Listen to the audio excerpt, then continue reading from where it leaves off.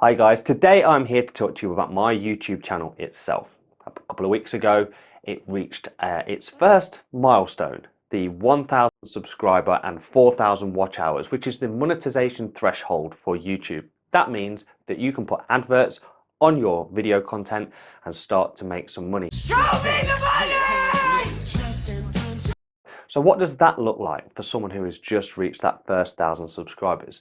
And what does it look like on the other side? Where does this money come from? How much do you make? Can you retire, buy a yacht, buy a big house? The answer is probably no to those things, but we'll get to that in a minute. This is going to be a very honest reaction and sort of overview of that process, how I have got to 1,000 in the first place, what it looks like when you're here, and what it looks like after.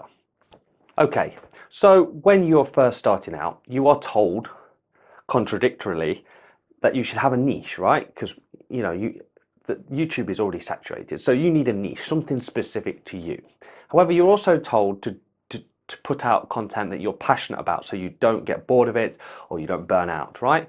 That's really contradictory information. Unless you're really passionate about a niche subject, which a lot of people won't be, you're kind of stuck between trying to make money out of something you're not really interested in and maybe bashing your head against something that's oversaturated that you are interested in. So I had to try and find a balance between those two things. Now, my channel is about fitness and fitness pursuits. Now that is massively saturated on YouTube and it is done much better by loads of people than me. More often than not, these guys are young, pretty, six-pack, beautiful people, and people will just gravitate towards those. So I needed to figure out where my niche amongst all that was.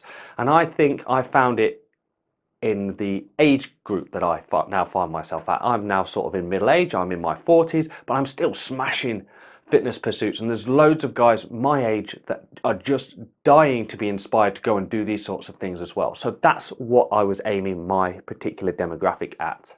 I started out making content. It was all a bit random at first. I just made a tutorial one day, a review the next. I started to throw out content maybe 2-3 times a week, and it was relatively rushed in its sort of production. I made the best of the situation that I had, the equipment that I had at the time, and the time that I had available to put these things together. Yeah, it was a different time. I didn't really know what I was doing. It was just about creating content quickly to figure out what stuck and what didn't stick. I had various degrees of success. Some things got a little bit of attention, some things got no attention whatsoever. So the first thing you generally do when you're sort of floundering on the bottom there is you type into YouTube itself, how do you make better YouTube videos? Or how do you have a successful YouTube channel? And you get hit from every side from all these really successful YouTube channels telling you how to make a YouTube channel. Now they're giving advice from the lofty heights of millions of subscribers, right? So it's almost unbelievable they can still relate to you in this day and age. Unless they're starting new channels up as well, I don't think they can necessarily appreciate the pain you're going through. And the biggest piece of pain is not having anyone see your content. Right, so if you follow all the instructions that all of these advice channels give you, it'll be create the right thumbnail and do this and do that, create the right title, put the right search engine optimized keywords in, and do this and do that and do this and do that. And you can literally do all of that. And you can make a Steven Spielberg movie and YouTube won't push it. It won't appear to anyone. So it doesn't matter what thumbnail or what text or what SEO description you put in. YouTube is not pushing it. If they do not push it, if they don't suggest it, if it's not available, if it's not visible, no one will click the bloody thing. And that's where a lot of people, my level, really, really struggle. So what can you do about that? How do you get past the fact that YouTube doesn't give a crap about your videos, your channel? It's difficult, guys. I'm not going to lie. In those early days, I was trying everything to be seen. It's like, see me, YouTube, see me. But no.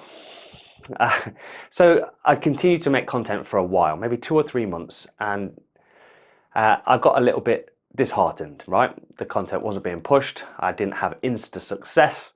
I got a bit bored of the effort that I was putting in and not getting anything out of. So I thought to myself, I'd do a little bit of a test, right? It was around Christmas time, I had a bit of time on my hands. I thought, right, I'll do a bit of a test. And I opened up another YouTube channel. And as an experiment, I thought, if I changed gear completely, if I did it about something completely different, a bit weird and nerdy, would I get more success? So I made a video about rolling marbles down a track, right?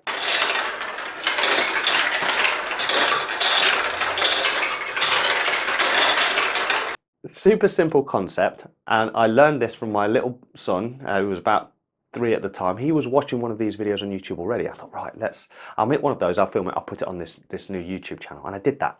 It's about 45 minutes long. I didn't put a great thumbnail on it, just a picture of the thing. And that was it. It wasn't terribly well edited. There was nothing good about this video whatsoever. Right? And I left it on this channel, and it got no immediate attention because I had no subscribers on that channel. And I left it there, and I left it there, and I left it there. And as I was browsing between like my channel and other days, I noticed that the subscribers had suddenly started going up. 1, 2, 10, 20, 30. I thought, oh, that's a bit odd. So I had a look at the analytics, and inside the analytics, it started to show an upward trend in views, suggesting that since I was doing nothing with this video, that YouTube was doing all the work, and it was pushing it. People were finding it because of a result of what YouTube was doing. And this graph was going up and up and up. And to my amazement, it continued to go up, and so did the subscribers, and so did the watch hours. So about 3 weeks after that, I made another one, almost identical, thinking that I could achieve the same success if I applied the same formula, had the same sort of thumbnail, the same sort of content, the length, everything was the same. But I got much less response to this one. Maybe 30% less. So I thought, oh, that's a bit odd. Maybe it was the time of day, or it was this or that. Once again, trying to figure out why a video with almost identical characteristics was doing so much less than the first one. And so I made a third one. And the same thing happened again. It didn't quite achieve the same success as the second one, which hadn't achieved the same success as the first one. So there's obviously a pattern here. The harder I tried, the less well it did.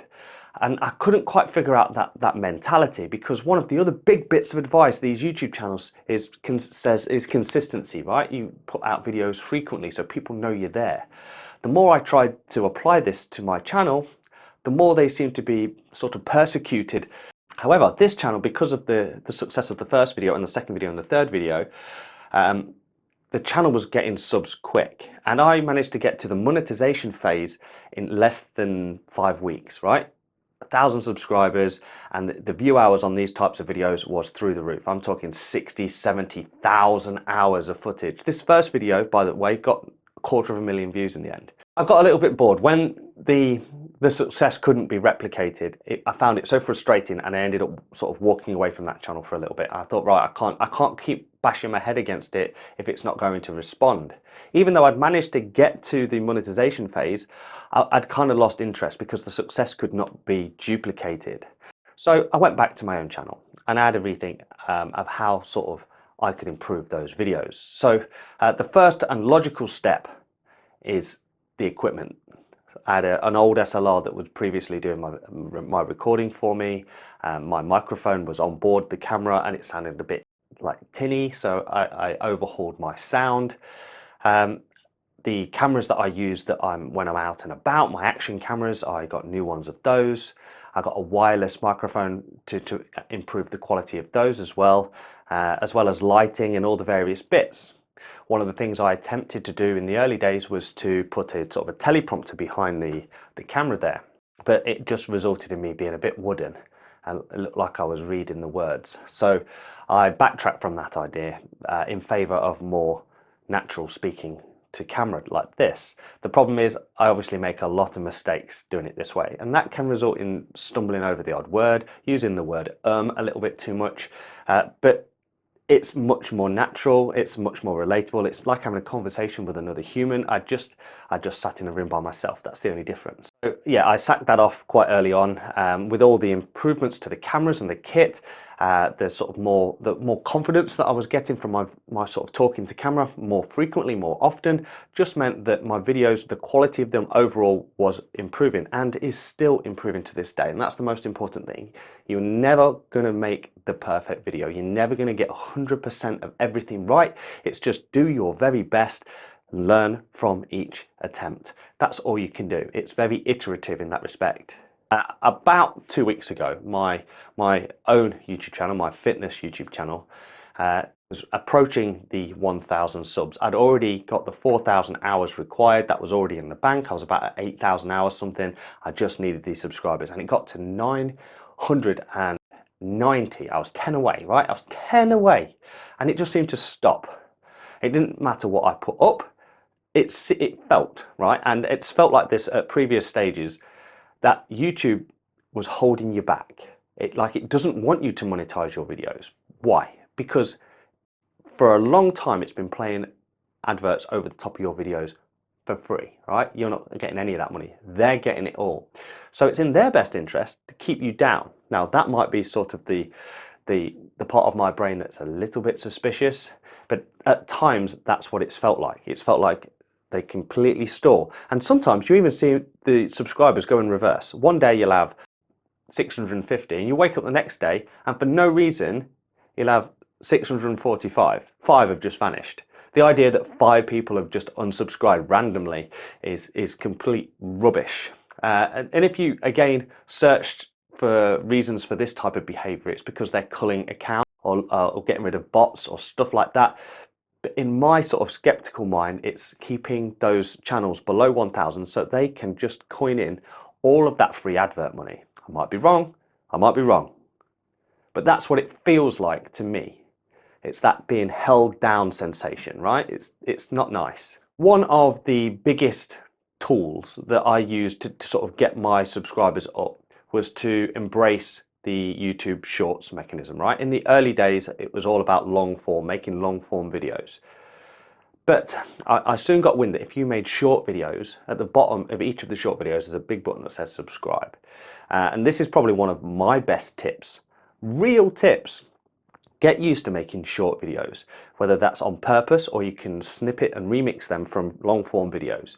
But put one of those up maybe every day around evening time, around sort of dinner time in the evening, and you will likely get some views based upon them. They get pushed out more aggressively than the long form stuff does. They do, however, have quite a short shelf life. But if you make something that's quite engaging, either funny or action-packed or just cool, chances are it will get pushed out to the masses, it will get seen by a bunch of people, and a couple of those guys will click the subscribe button. Do this every day, and it's just a nice way to sort of force your subscribers up rather than just waiting in no man's land, waiting for someone to stumble by your channel. Okay, so you are now at the 1,000 subscriber level, and that little earn button that you've probably found already, where it has the 2 progress bars for your subscribers and watch time, has now been replaced by an apply button. And in there are all the terms and conditions related to monetization of your channel, the setup of your AdSense account, your Google AdSense account, which is the bit it fires the money at as and when you earn it. And then finally it goes off to approval by, I can only assume, a human. They go back through your channel, make sure it's not got anything that's naughty on it that YouTube doesn't like, and then you essentially quite unceremoniously get approved, right? You get an email, ta-da! And as of that point, you can apply the advert monetization mechanism to all your previous videos, assuming that they've not got any copyright content in. Okay, so if you are like me, you've spent a little bit of time looking at the analytics that within YouTube, and there's loads of them. You can tell exactly where your demographic is. For example, 85% of my viewers are men. That's not completely unexpected. And when I was messing around with the Marble Run channel, it was predominantly women of childbearing age because they were putting their children in front of my videos. So it's interesting to see how that demographic works, but there's loads of other things going on. And when you pass over the 1,000 monetization threshold, the revenue button becomes available, and you can start to see how much money is generated from your channel. Now, I'm just going to start by saying it's nothing at first, hardly anything. Even if you've got a relatively active channel, you're going to get peanuts. Why? Because your channel is ranked as low value. Few people are seeing your stuff, so all of your content is deemed low value as well. I'm very quickly just going to summarize YouTube's financial payment system, how it calculates how much you earn based upon your videos and viewage. Right, so simplistically, every video in your back catalogue and everything you make gets given a score. How much money you would earn from it based upon 1,000 active clicks. That is active clicks. That is watching the adverts and 30 seconds of your video, right? Obviously, if you think back to all the times when you've been watching YouTube videos and an advert pops up, the first thing you do is you hit skip. You're like, get lost, I want to watch the video. Well, people are doing that to your videos too. So you kind of need a bunch of those people to not do that in order to start making money. And in order to do that, you need to get as much traffic onto that video as possible. All your videos sort of put together and averaged out, it calculates something called the RPM, the rates per 1,000 click. And mine's at about £4.78. So per 1,000 clicks, I get £4.78, right? And so in order for me to do that, I need to make a video, get it out there and hope that it gets many thousands of clicks. Now that doesn't happen often, certainly at 1,000 subs, well, 1,100 subs at the moment. But over time, and as your channel grows, obviously all of those numbers will grow too. So how much does someone with 1,000 subscribers get paid from YouTube? Put simply, you might not get paid anything at first. Getting to 1,000 subscribers doesn't guarantee you money. You still have to create content that creates traffic, that creates watch time and advert watch time. So it encourages you pretty much straight out the gate to start making content after the monetization threshold. So you can start seeing money appear in your sort of revenue button. So what's next? Well, you have to get to something called the revenue payment threshold.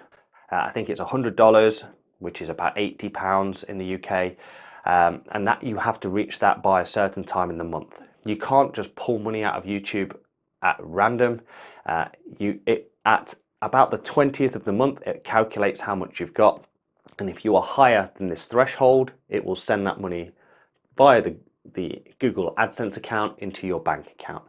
So that's how it works. You need about, it's certainly in the UK, you need about £80. Now I could go on about all of the various sections of YouTube, all the sort of nuances of creating content, how to improve those, but I'm not going to do that today. There are other videos out there that tell you all about that sort of stuff way better than I ever could. This is just about my experiences of my journey to get to this point, what it looks like now, where I am now at 1,100 subs, and what I'm looking forward to in the future. Now, the analytics are the strength of YouTube. Everything is in here that you need to know, and all you need to do is mooch around and figure out which of your videos is working best, and that's a direction in which you should travel, right? Find out what works and go.